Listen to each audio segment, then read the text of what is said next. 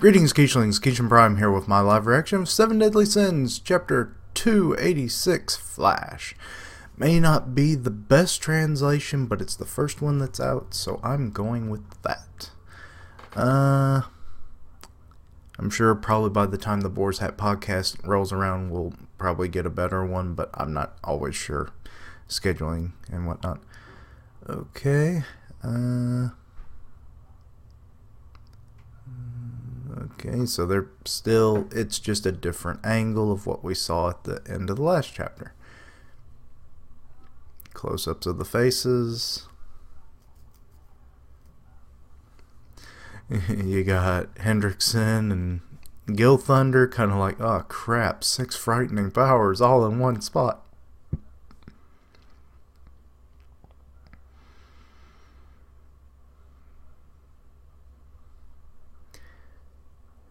Unpredictable even by the gods. Good lord. Oh, and Escanor makes the first hit. But I bet Chandler blocks it with his cane sword. Okay. Cusack's flying up in the air.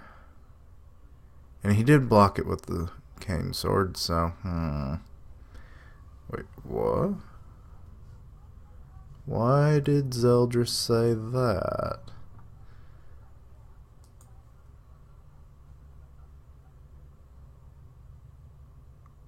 Oh, wait.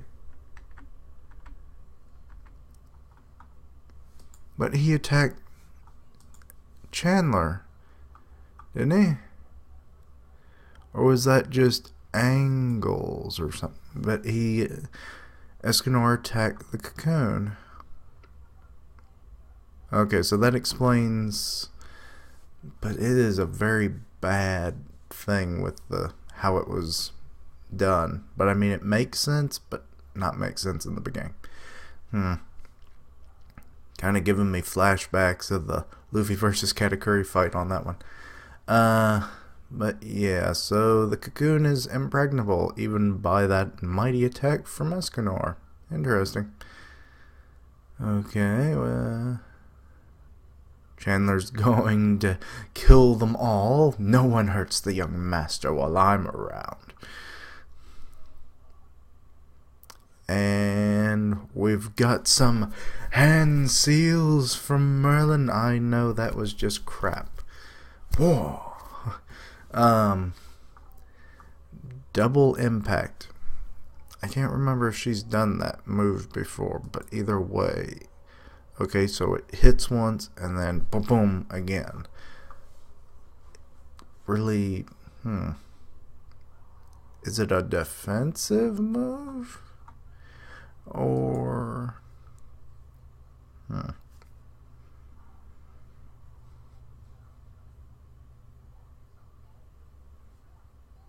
okay, so they're talking about Merlin there and how she's the devilish, which is kind of weird that you would say devilish when you're demons, but because wouldn't that be more of a compliment? But genius that she was as a child when she deceived both of the main clans and all that, and they're disappointed.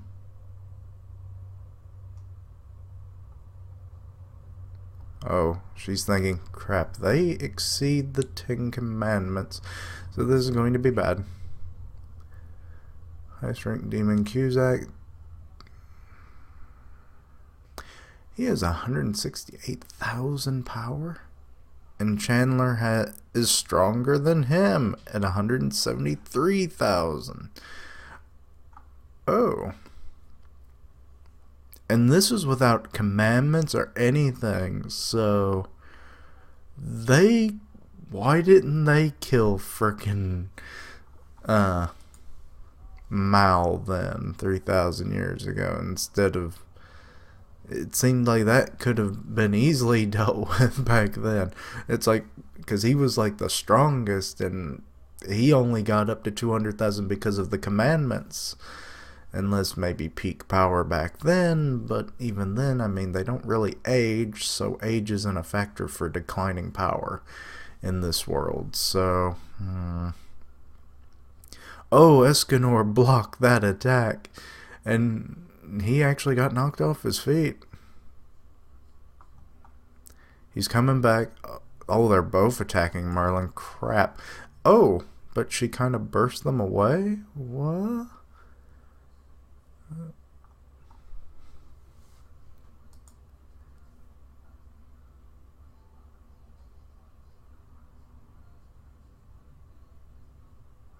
Okay, controlling the battle. Alright.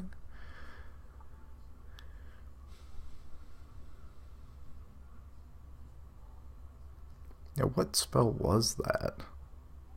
All she did was snap her fingers, and then they just like, it looked like explosions, and then they flew back. I don't know if that was just to trick them, but they made it seem like it was something very odd.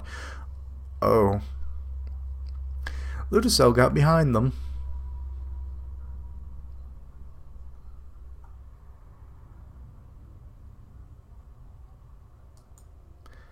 And then whipping around and ooh, send them flying into the walls. Oh ho ho.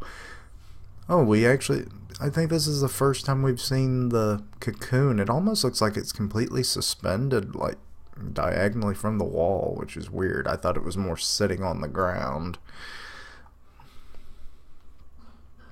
Napping Reaper and Pacifier Fiend. I did forget that they have those nicknames. I guess Napping Reaper makes sense because he's like an old man and old people sleep, but what does the Pacifier Fiend nickname for Cusack mean? Okay, so they remember the move Flash. Oh, so they're having to get used to their bodies. Or at least Cusack is. Another mention of not the numbers. And what is... Wait. Is that a flashback? I see like arc stars. Sparkles.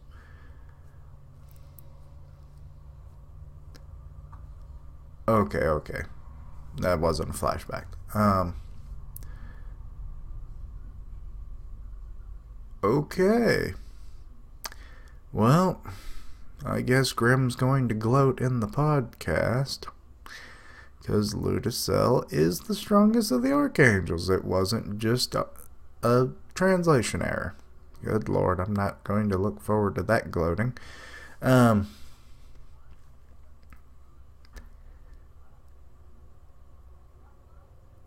this is what he's like now, so I assume he hasn't gotten any stronger since the previous war.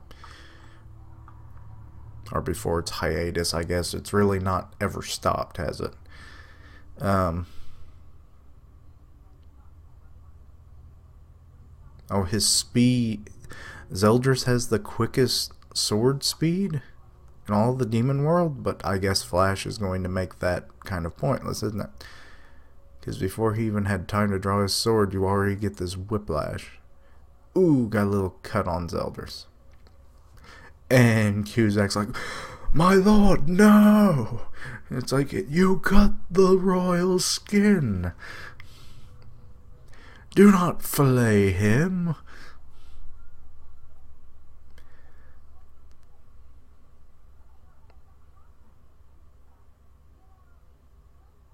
Wait. Did Ludicel get cut in the face? Which then that means Margaret got cut in the face. Which then it's odd that it would be Hendrickson that would be running. You would think that would be Gil Thunder, because he's like, you cut my lady-in-waiting's face.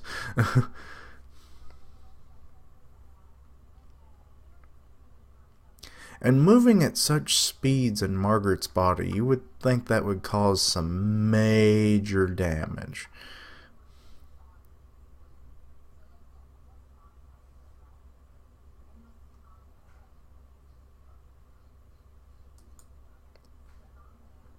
Oh, and Hendrickson is just taking Ludacell away, even though you're slower than he is by a long shot. Oh, what was that explosion? I assume Cusack. Yeah, I feel like Hendrickson is probably going to die, because if he had stayed out of it, it probably would have worked better. Oh, and he got injured in the process. Oh, but Ludacell is healing him at least, so that's good. Oh, it's like, well, I didn't need you. I do appreciate the effort. Here's a little, you know, little healing for you. Just sit in the back. um, Gold Shining. Wait, is that Cusack or Zeldris that's coming in for that attack? No, it must be Zeldris then. Okay. Really, the matchups have not been as 1v1, which is interesting. So that's a nice change up, because then it was like, oh, so we're going to get one-on-one fights. No, we're getting 2-on-1s, or, you know, 2v2s in some sense. And it's like, so that's a nice thing. Keep us on our toes as readers. Burnt by the grace of Flash. Metaphorical, or does it actually have burning capabilities, like because of the speed you're moving, that like it can cause massive friction burns? There's not enough aloe lotion that will save you now, Zeldris. Let me burn you.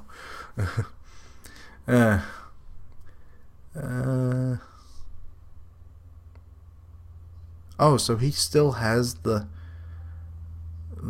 Demon King's power. Okay, that's good to know. That's actually been something that's been up in the air for a while. He showed it like the one time, and then it's never really been mentioned. Okay, they're looking on. Oh, he's about to do something big then, because they're noticing the stance. Oh, his original power. Ooh. Strongest spear against the strongest shield. He releases his full power.